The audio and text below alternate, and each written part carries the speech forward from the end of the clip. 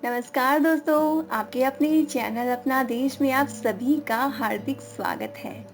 दोस्तों कमेंट में ज़रूर से लिखें ओम नमः शिवाय ताकि भगवान भोलेनाथ की असीम कृपा जो है वो आपको प्राप्त हो सके।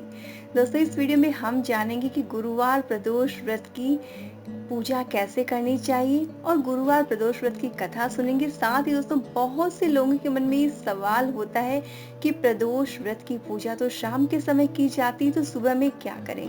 इन सवालों के जवाब भी आपको इस वीडियो में मिलने वाले हैं, इसलिए वीडियो आपने पूरा देखना और इन्फॉर्मेशन अच्छी लगे तो इसे शेयर जरूर से कीजिएगा। दोस्तों प्रदोष का जो व्रत होता है ना, वो चंद्रमौलेश्वर भगवान शिव जी की प्रसन्नता और उनकी आशीर्वाद की प्राप्ति के लिए किया जाता है। और भगवान शिव जी को आशुतोष भी कहा गया है, जिसका मतलब होता है शीघ्र प्रसन्न होकर आशीष देने वाले। दोस्तों प्रदोष व्रत को श्रद्धा और भक्ति पूर्वक जो व्यक्ति करता है उसे भगवान शिव की विशेष कृपा जो है वो प्राप्त होती है। लेकिन दोस्तों प्रदोष व्रत जो है उसका सबसे बड़ा यही नियम होता है कि आपने पूरे दिन भगवान भोलेनाथ के मंत्रों का जाप करते रहना, मन ही मन ओम नमः शिवाय की रटन लगा कर रहनी, और शाम के समय स्नान करके फिर से नहाकर फ्रेश कपड़े पहनकर आपने भगवान भोलेनाथ का अभिषेक पूजन करके व्रत का पालन करना होता है। एक दोस्तों यही सवाल सबसे बड़ा यही आता है कि सुबह में क्या करें। दोस्तों प्रदोष के दिन जिस दिन आपका व्रत है उस दिन आपने स्नान करके फ्रेश कपड़े पहन लेने और घर के मंदिर में आपने भगवान के सामने व्रत का संकल्प लेना है। अगर आपके घर में शिवलिंग है तो आपने षोडशोपचार या पंचोपचार पूजा जो है वो घर में कर लेनी चाहिए। लेकिन अगर आपके घर में शिवलिंग नहीं है तो आपने सिर्फ व्रत का संकल्प लेना है और अपनी डेली की पूजा जो है वो कंप्लीट कर लेनी है। और फिर शाम के समय प्रदोष काल में आपने पूरी पूजन सामग्री के साथ में मंदिर जाना है और मंदिर जाकर आपने पूजा जो है वो संपन्न कर लेनी है। लेकिन दोस्तों प्रदोष काल में पूजा करने के पहले स्नान करना जरूरी होता है, इस बात का ख्याल रखें। और प्रदोष व्रत जो है वो आपको बाल धोकर ही करना चाहिए, सर धोकर आपने इस व्रत की पूजा जो है वो करनी चाहिए। अब बात आती है प्रदोष के समय की, तो दोस्तों प्रदोष काल का विशेष महत्व होता है। प्रदोष वाले दिन प्रदोष काल में ही भगवान शिव जी की पूजा संपन्न होनी चाहिए। अब शास्त्रों के अनुसार जो प्रदोष काल होता है वो सूर्यास्त से 2 घड़ी यानी कि 48 मिनट तक रहता है। कुछ जगह ये भी वर्णन मिलता है कि सूर्यास्त से 2 घड़ी पूर्व और सूर्यास्त से 2 घड़ी पश्चात तक की मान्यता देते हैं। किंतु प्रामाणिक शास्त्र और व्रत आदि ग्रंथों में प्रदोष काल जो है वो सूर्यास्त से 2 घड़ी यानी कि 48 मिनट तक का ही माना गया है। यानी कि शाम को 4:30 से 7 बजे का जो टाइमिंग होता है दोस्तों, उसी के बीच में आपने व्रत की पूजा इत्यादि करना चाहिए। और पूजा के पहले आप फलाहार कर सकते हैं और उसके बाद में ही भोजन ग्रहण करना चाहिए। और कहीं कहीं दोस्तों प्रदोष के भोजन में नमक को वर्जित बताया गया है। तो जिस तरह से आप व्रत का संकल्प लें उसी तरह से आपने व्रत करना है। दोस्तों अब सुन लेते हैं गुरु प्रदोष व्रत की कथा। एक बार की बात है, इंद्र और वृत्तासुर की सेना में घनघोर युद्ध हुआ। बहुत भयंकर युद्ध छिड़ गया। देवताओं ने दैत्य सेना को पराजित कर नष्ट भ्रष्ट कर डाला। यह देखकर वृत्तासुर अत्यंत क्रोधित हो गया और स्वयं युद्ध को उद्यत हो गया। आसुरी माया से उसने विकराल रूप धारण कर लिया। सभी देवता भयभीत हो गए, देवगुरु बृहस्पति की शरण में पहुंच गए। अब बृहस्पति महाराज बोले, पहले मैं तुम्हें वृत्तासुर का वास्तविक परिचय दे दूं। वृत्तासुर बड़ा तपस्वी और कर्मनिष्ठ है। उसने गंधमादन पर्वत पर घोर तपस्या करके शिव जी को प्रसन्न किया। पूर्व समय में वह चित्ररथ नाम का एक राजा हुआ करता था।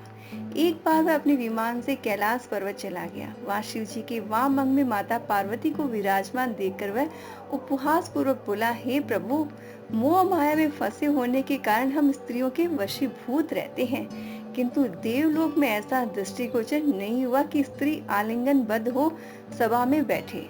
चित्ररथ के ये वचन सुनकर सर्वव्यापी शिव शंकर हंसकर बोले, हे राजन, मेरा व्यावहारिक दृष्टिकोण पृथक है। मैंने मृत्युदाता कालकूट महाविष का पान किया है, फिर भी तुम साधारण जन की भांति मेरा उपहास उड़ाती हो। माता पार्वती क्रोधित होकर चित्ररथ से संबोधित हुई और बोली, अरे दुष्ट, तूने सर्वव्यापी महेश्वर के साथ ही मेरा भी उपवास उड़ा डाला। अतः मैं तुम्हें शिक्षा दूंगी कि फिर तू ऐसे संतों के उपहास का दुस्साहस कभी नहीं कर पाएगा। अब तू दैत्य स्वरूप धारण कर विमान से नीचे गिर, मैं तुझे श्राप देती हूँ। और जगदम्बा भवानी के अभिशाप से चित्ररथ राक्षस योनि को प्राप्त हो गया और त्वष्टा नाम के ऋषि के श्रेष्ठ तप से उत्पन्न हो वृत्तासुर बना। गुरुदेव बृहस्पति आगे बोले कि वृत्तासुर बाल्यकाल से ही शिव भक्त रहा है, अतः हे इंद्र, तुम बृहस्पति प्रदोष व्रत कर शंकर भगवान को प्रसन्न करो। देवराज ने गुरुदेव की आज्ञा का पालन कर बृहस्पति प्रदोष व्रत किया और गुरु प्रदोष व्रत के प्रताप से इंद्र ने शीघ्र ही वृत्तासुर पर विजय प्राप्त कर ली और देवलोक में शांति छा गई। बोलो उमापति शंकर भगवान की जय। तो अब जान लेते हैं गुरु प्रदोष व्रत की विधि। दोस्तों, प्रदोष व्रत चाहे किसी भी दिन पड़े, उसकी पूजा विधि बेसिकली सेम ही रहती है। गुरु प्रदोष व्रत के दिन आपने सुबह जल्दी उठकर नित्य कर्म करके आपने शिव पूजन करना चाहिए। और दोस्तों, जब भी व्रत करें तो व्रत का संकल्प लेकर आपने व्रत जो है वो स्टार्ट करना चाहिए। पूरे दिन मन ही मन ओम नमः शिवाय का जप आपने करना चाहिए। पूरे दिन निराहार रहना चाहिए और अगर आप बिल्कुल भी निराहार नहीं रह सकते तो आप दिन में जो है सुबह के पूजा के बाद में दोपहर के समय फलाहार ले सकते हैं। और त्रयोदशी के दिन प्रदोष काल में यानी कि सूर्यास्त के 3 घड़ी पूर्व शिव जी का आपने पूजन करना चाहिए। और गुरु प्रदोष की पूजा का समय 4:30 से 7 बजे के बीच में रहता है, यानी कोई भी प्रदोष व्रत हो आपने इसी समय जो है पूजा करनी चाहिए। और दोस्तों, पूजा के पहले स्नान जरूर से करना चाहिए। बहुत से लोग ये सोचते हैं कि सुबह स्नान कर लिया कोई दिक्कत नहीं, जब भी आप पूजा करें, शाम की पूजा करें तो आपने फिर से स्नान करके स्वच्छ वस्त्र पहनकर पूजा करनी चाहिए। और दोस्तों, किसी को ऐसी कुछ प्रॉब्लम है कि दोबारा स्नान करने में असुविधा हो तो एटलीस्ट हाथ पैर धो के कपड़े चेंज करके ही आपने पूजा जो है वो करनी चाहिए। पूजा स्थल या पूजा घर को आपने पहले साफ और शुद्ध कर लेना चाहिए।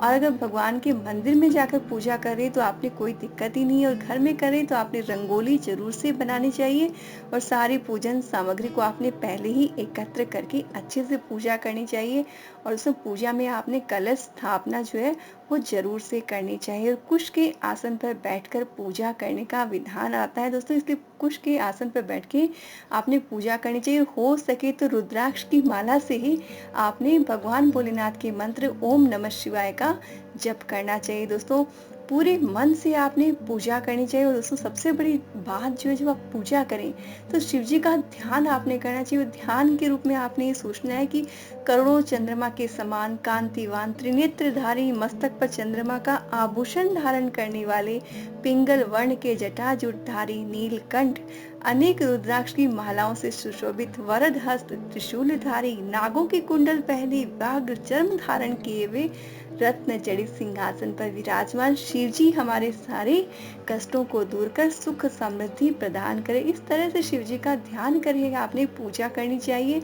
दोस्तों, अगर पॉसिबल हो तो आपने नियम से ही जो है चरणामृत और पंचामृत से जो है आपने शिव जी को स्नान कराना चाहिए। और गंगा जल पॉसिबल हो तो गंगा जल जरूर से आपने अभिषेक के लिए इस्तेमाल करना चाहिए। पूरे विधि विधान से भोलेनाथ की पूजा करनी चाहिए। घी का दीपक आपने जरूर से जलाना चाहिए। पूजा करने के बाद में आपने भगवान भोलेनाथ की गुरु प्रदोष व्रत की कथा को सुनना चाहिए। उसके बाद में जो भी नैवेद्य आपने रखा है वो उपस्थित लोगों में वितरित करके आपने इसके बाद में भोजन जो ग्रहण करना चाहिए। हो सके दोस्तों तो आप प्रदोष के व्रत में नमक का सेवन ना करें।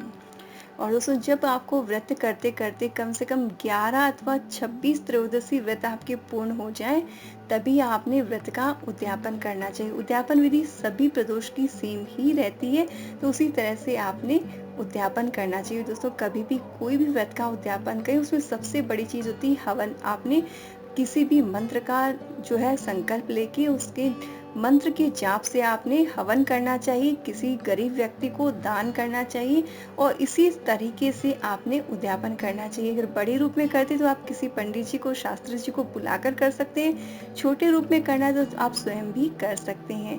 दोस्तों, अगर आपको इन्फॉर्मेशन अच्छी लगी तो इसे आप शेयर जरूर से कीजिएगा। साथ ही कमेंट में जरूर से लिखिए ओम नमः शिवाय, ताकि भोलेनाथ की असीम कृपा आपको प्राप्त हो सके। साथ ही दोस्तों, अपना आदेश चैनल में पहली बार आए तो चैनल को सब्सक्राइब कर लीजिए और घंटी के बटन को प्रेस कर दीजिए, बिल्कुल निःशुल्क है। दोस्तों, इससे होगा क्या, आगे आने वाले वीडियोस की इन्फॉर्मेशन आपको मिलती रहेगी। ओम नमः शिवाय।